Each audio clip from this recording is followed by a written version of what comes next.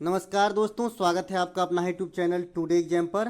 दोस्तों आज है आपका 21 जनवरी 2023 और 21 जनवरी 2023 को आपका FCI AG3 का एग्जाम था। सेकेंड शिफ्ट का भी एग्जाम समाप्त हो चुका है। सेकेंड शिफ्ट के एग्जाम में जीके जीएस के सेक्शन से जो भी प्रश्न पूछे गए सभी प्रश्नों को लेकर आ गया हूँ। दोस्तों इस वाले शिफ्ट में जो है करंट के सेक्शन का वेटेज ज़्यादा रहा है और कुछ अच्छे क्वेश्चन यहाँ पे देखने को मिला है। तो जिन भाई बंधु को आने वाले समय में एग्जाम है वो यहाँ पे एक्स्ट्रा फैक्ट को ध्यान से सुने ताकि आप एग्जाम में अच्छा परफॉर्म कर सके। दोस्तों ये PDF आपको हमारे टेलीग्राम चैनल पे दिया जाएगा, तो टेलीग्राम चैनल भी आप ज्वाइन कर सकते हैं जिसका सेम नाम है टुडे एग्जाम।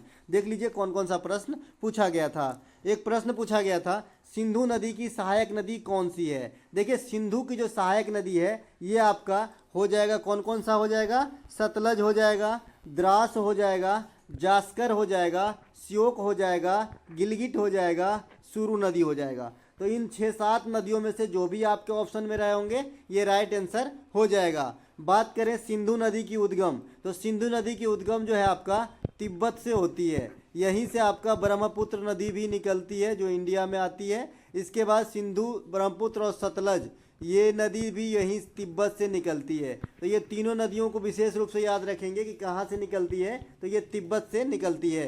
कुछ और नदियों का देख लेते हैं सहायक नदी जो आने वाले एग्जाम में आपको काम आए। तो नर्मदा का जो है ये आपका अमरावती है, भूखी नदी है, तवा नदी है, बंगेर नदी है। आपने तवा परियोजना का नाम सुना होगा जो तवा नदी पर ही स्थित है। इसके बाद आपने धुआंधार जलप्रपात का नाम सुना होगा, ये नर्मदा नदी पर भेड़ाघाट में जबलपुर में स्थित है। इसके बाद नर्मदा नदी का उद्गम जो है अमरकंटक की पहाड़ी, अमरकंटक की पहाड़ी मध्य प्रदेश से होती है आपका नर्मदा नदी की मतलब उद्गम। इसके बाद इस पे जो है सरदार सरोवर परियोजना का नाम आपने सुना होगा। इसके बाद ओमकारेश्वर परियोजना का नाम सुना होगा। ये सभी आपका नर्मदा नदी पर स्थित है। इसके अलावा नर्मदा नदी उल्टा दिशा में बहती है। इसके बाद ये डेल्टा का निर्माण नहीं करती है। इसके बाद ये अरब सागर में गिरने वाली नदियाँ हैं और ये जो है आपका मध्य प्रदेश का जीवन रेखा भी कहलाती है। ये है आपका नर्मदा नदी। अगला ब्रह्मपुत्र, जो नॉर्थ ईस्ट में चले जाए तो ब्रह्मपुत्र काफ़ी इंपॉर्टेंट है। इसे दिबांग, लोहित, जिया भोरली, दिखौब, सुबनसिरी, मानस, ये सब जो है बराक, एक बराक नदी भी है, ये भी है आपका जो है ब्रह्मपुत्र की सहायक नदी है। तो बात ध्यान रखेंगे।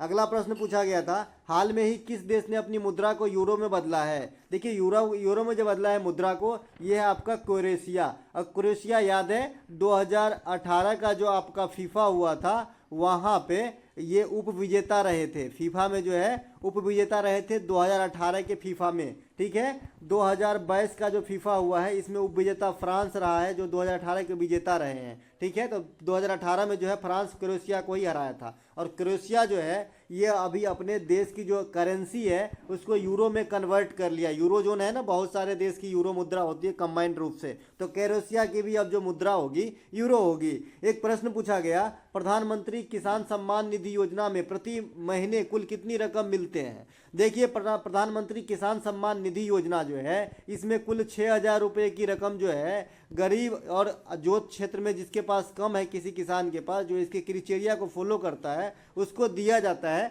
और ये 3 किस्तों में प्राप्त होती है। 2-2 हज़ार रुपया जो है आपके 3 किस्त में उनके बैंक अकाउंट में आता है। तो 6,000 एक साल का, तो एक महीने का 500 रुपया होगा। थोड़ा सा लॉजिकल पूछा गया था। ठीक है, यहाँ पे एक प्रश्न पूछा गया था कि हर्ज, जो हर्ज होता है, हर्ज भी बोलते हैं इसको, HZ, ये किसकी इकाई होती है। तो सिंपल सा क्वेश्चन है, ये आवृत्ति फ्रीक्वेंसी की इकाई होती है आपका हर्ज। बोलते हैं ना 93.5 हर्ज मेगा मिथिला FM, है ना। इस प्रकार से जो भी होती है, पहले ज़माने में रेडियो होता था तो लोग सुना करते थे। तो ये हर्ज जो है आवृत्ति का मात्रक होता है।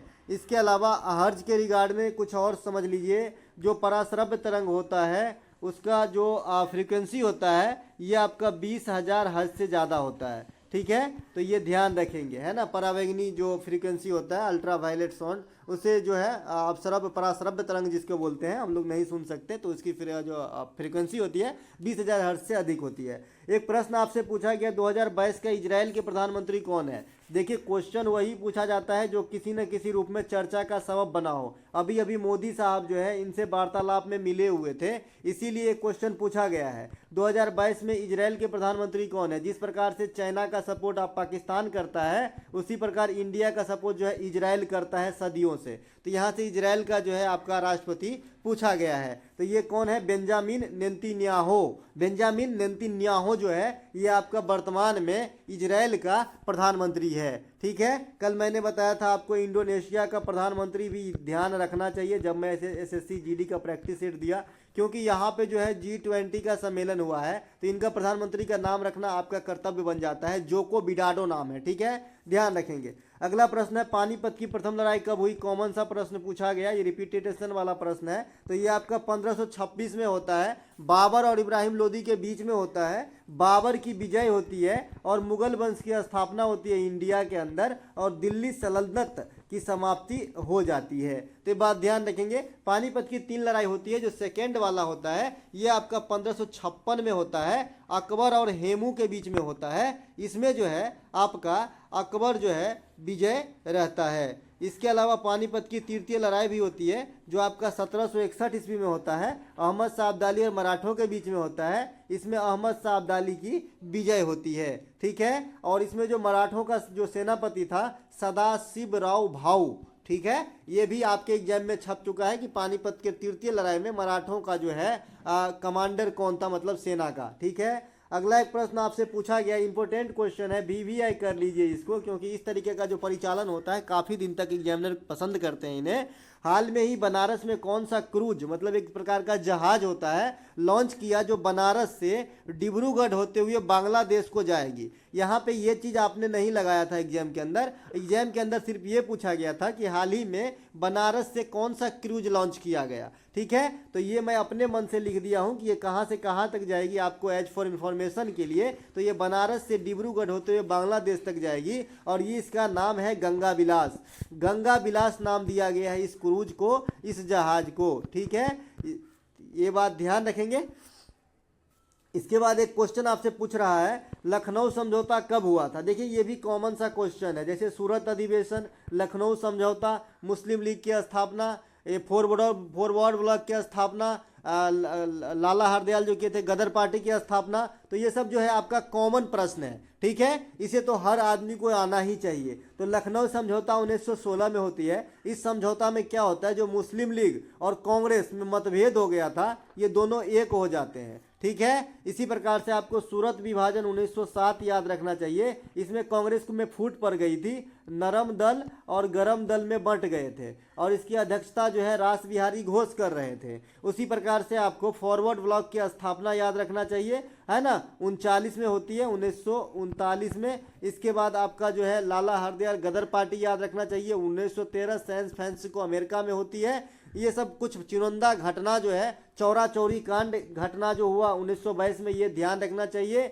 आपका जो मोतीलाल नेहरू और चित्तरंजन दास के द्वारा स्वराज पार्टी की स्थापना हुआ 1923, ये ध्यान रखना चाहिए। गांधी जी के कांग्रेस अधिवेशन की अध्यक्षता 1924 बेलगांव अधिवेशन याद रखना चाहिए। कांग्रेस के लाहौर अधिवेशन 1929 याद रखना चाहिए। इसके बाद मैं बताऊं आपको ईस्वी में, असहयोग आंदोलन 1920, दांडी मार्च 1930, भारत छोड़ो 1942, ये सभी कुछ प्रमुख घटना है भारतीय इतिहास के जो आपको याद रखना चाहिए। स्वदेशी आंदोलन 1905, राजधानी का स्थानांतरण 1911, तो ये सभी बात ध्यान रखेंगे। बंगाल विभाजन भी 1905 में ही हुआ था, तो ये सब बात ध्यान रखेंगे। दोस्तों एक प्रश्न आपसे पूछा गया था, बीपीओ का फुल फॉर्म क्या होता है, उसमें पी का क्या मतलब है। तो बीपीओ का होता है, चूंकि आप एफसीआई का एग्जाम दे रहे हैं, है ना, तो एफसीआई क्या है, बिजनेस सेक्टर से ही है, एसएससी का है ना। इसमें जो है आप देखेंगे चावल गेहूं सब खरीदा जाता है, ये फूड से रिलेटेड काम करता है। तो ये भी एक तरह का बिजनेस ही है, क्योंकि भाई बिना फायदे के इस दुनिया में कुछ भी नहीं चलता है, ठीक है। तो ये बिजनेस से रिलेटेड वर्ड आपसे पूछा गया था, बिजनेस प्रोसेस आउटसोर्सिंग होता है इसका फुल फॉर्म। तो इसमें पी का जो अर्थ है ये है आपका प्रोसेस, क्या है, प्रोसेस है। अगला प्रश्न जो आपसे पूछा गया था कि पृथ्वी का जो एक्सल है, अक्ष है, उसकी आकार कैसा है। तो उसका आकार जो है पूरा तरीके से गोल तो नहीं है, लेकिन जो है ये चपटा अंडा की तरह जो है आपका ऑबलेट एलिप्स की तरह है, ठीक है। पृथ्वी का जो आपका अक्ष है, अगर आपसे कोई पूछ ले पृथ्वी अपने अक्ष पे कितनी डिग्री झुकी हुई है, तो 23 पूर्णांक 1/2 डिग्री यानी 23.5 डिग्री झुकी हुई है। इसी कारण 66.5 डिग्री का कोण बनाता है, क्योंकि टोटल का मान जो है 90 डिग्री होने वाला है। ठीक है, तो ये सभी बातों को आपको ध्यान रखते हुए चलना है। दोस्तों ये पीडीएफ आपको हमारे टेलीग्राम चैनल, जिसका नाम भी टुडे एग्जाम है, वहीं पर मिलेगा। मिलेंगे एक नए वीडियो में, तब तक के लिए जय हिंद दोस्तों।